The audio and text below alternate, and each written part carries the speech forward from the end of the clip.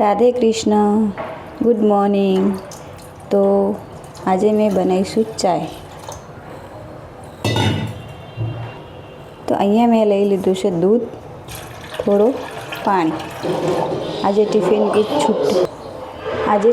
की छुट्टी है, संडे है तो लंच बॉक्स नहीं है बच्चों का. मेरे हस्बैंड जी का टिफ़िन नहीं है. तो હવે આપણે ગેસ ચાલુ કરીને ચાય મૂકી દઈશું. હવે આપણે 2 ચમચી જેવી ચાય પત્તી એડ કરી દઈએ. પછી શક્કર 1 જ ચમચી નાખીશું, જરૂર પડશે તો ફરી નાખીશું. હવે આપણે મસાલા કૂટી દઈશું બધા. આપણે 4-5 ઇલાયચી લઈ લઈશું અને થોડી काली मरी ने थोड़ा सा अदरक का टुकड़ा. હવે આને કૂટી દઈશું. તો હવે આપણો મસાલો અહીંયા કૂટાઈ ગયું છે. તો હવે આપણે આમાં ચામાં એડ કરી દઈશું. તો હવે આપણે અહીંયા ચાને ઉકાળી લઈશું.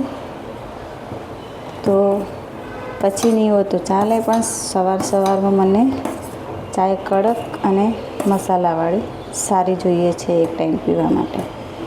પછી તો નહીં હોય તો ચાલે. આડો નહીં કે ચા જોઈશે જ. सुबह सुबह मुझे चाय अच्छी चाहिए.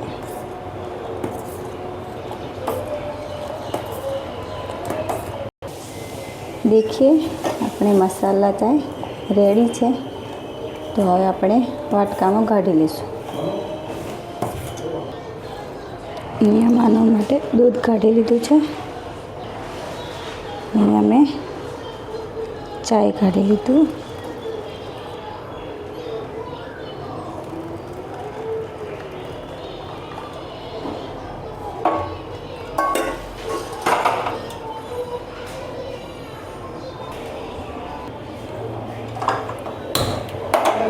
ये बाजरे की रोटी है रात की, तो चाय के साथ अच्छी लगती है. तो मैं दोनों तरफ गैस पर सेक लेती हूँ. ठंडो रोटलो खाने से बहुत अच्छा लगता है.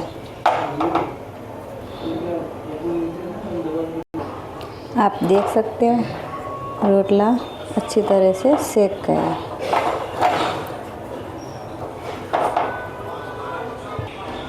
आउ कड़क रोटलो चाय के साथ खाने का मज़ा ही कुछ और है.